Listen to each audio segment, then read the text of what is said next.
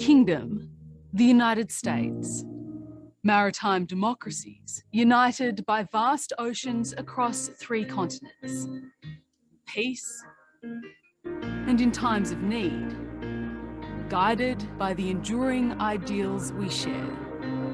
Democracy, resilience, innovation, diversity. Our 3 nations commit to strengthening our global partnership, to get to work, for the freedom and safety of our people, for peace and stability of the Indo-Pacific, and for the good of the world.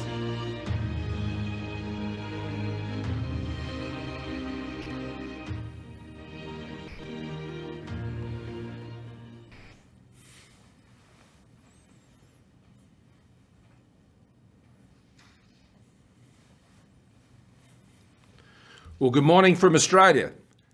I'm very pleased to join 2 great friends of freedom and of Australia, Prime Minister Johnson and President Biden. Today, we join our nations in a next-generation partnership built on a strong foundation of proven trust. We have always seen the world through a similar lens. We have always believed in a world that favours freedom, that respects human dignity, the rule of law, the independence of sovereign states and the peaceful fellowship of nations.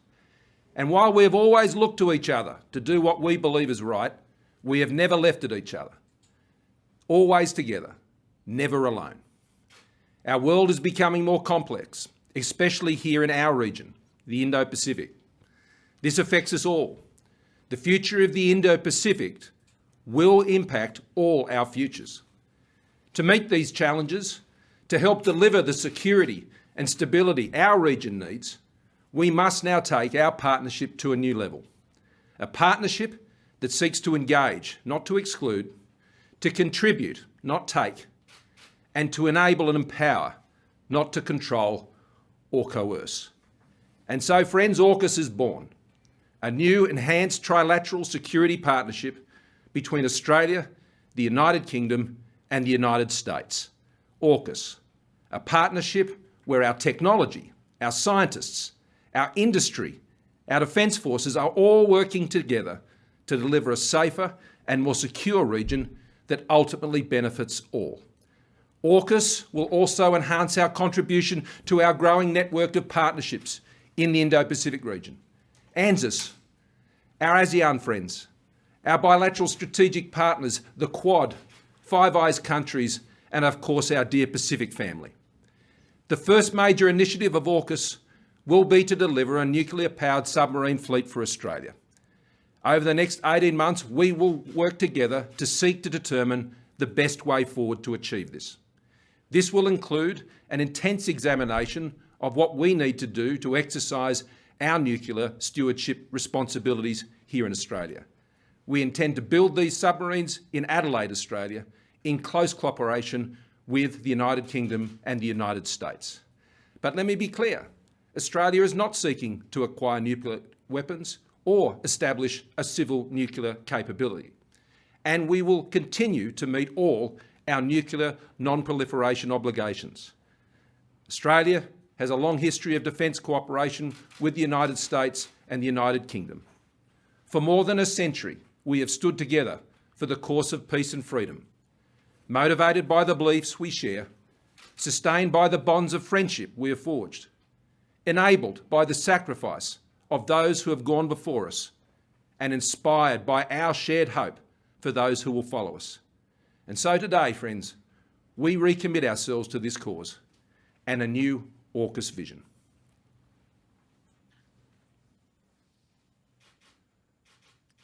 I'm delighted to join President Biden and Prime Minister Morrison to announce that the United Kingdom, Australia and the United States are creating a new trilateral defence partnership known as AUKUS, with the aim of working hand in glove to preserve security and stability in the Indo-Pacific.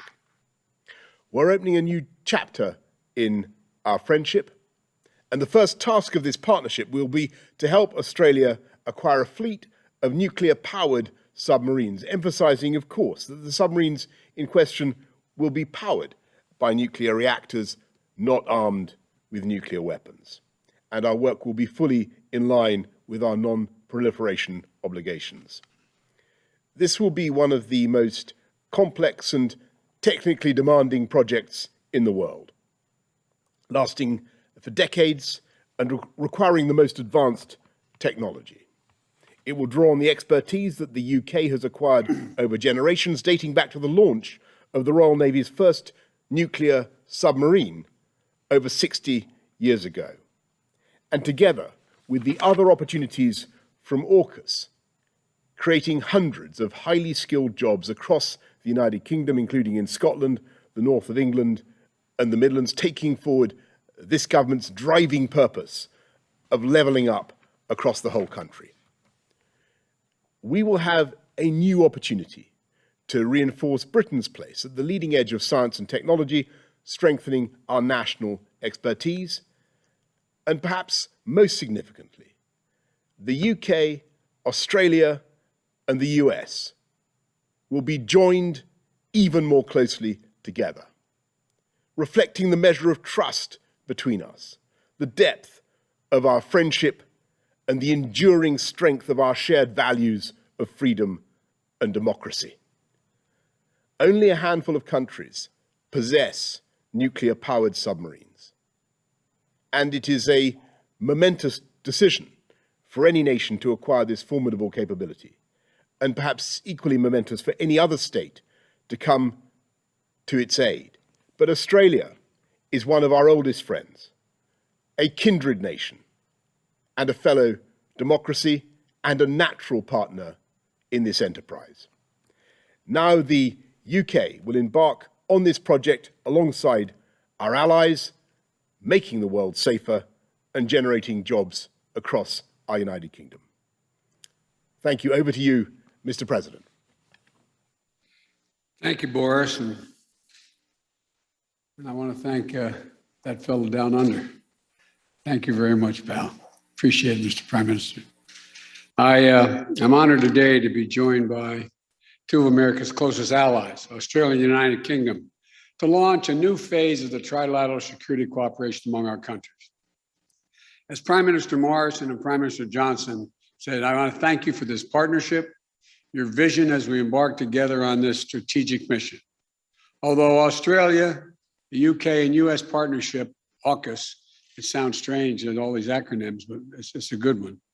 AUKUS, our nations will update and enhance our shared ability to take on the threats of the 21st century, just as we did in the 20th century, together.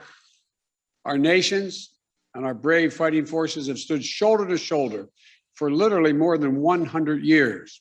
Through the trench fighting in World War I, the island hopping in World War II during the frigid winters in Korea, and the scorching heat of the Persian Gulf. The United States, Australia, and the United Kingdom have long been faithful and capable partners, and we're even closer today.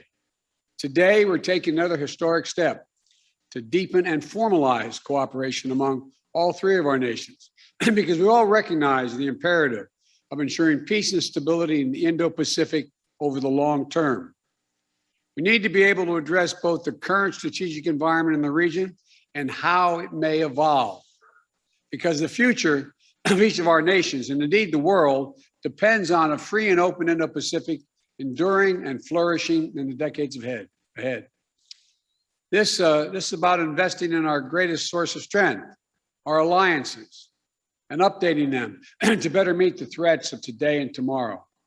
It's about connecting America's existing allies and partners in new ways and amplifying our ability to collaborate, recognizing there is no regional divide separating the interests of our Atlantic and Pacific partners. Indeed, this effort reflects the broader trend of key European countries playing an extremely important role in the Indo-Pacific. France, in particular, already has substantial Indo-Pacific presence and is a key partner and ally in strengthening the security and prosperity of the region. The United States looks forward to working closely with France and other key countries as we go forward. And finally, this initiative is about making sure that each of us has a modern capability, the most modern capabilities we need to maneuver and defend against rapidly evolving threats. AUKUS will bring together our sailors, our scientists, and our industries to maintain and expand our edge and military capabilities and critical technologies such as cyber, artificial intelligence, quantum technologies, and undersea domains.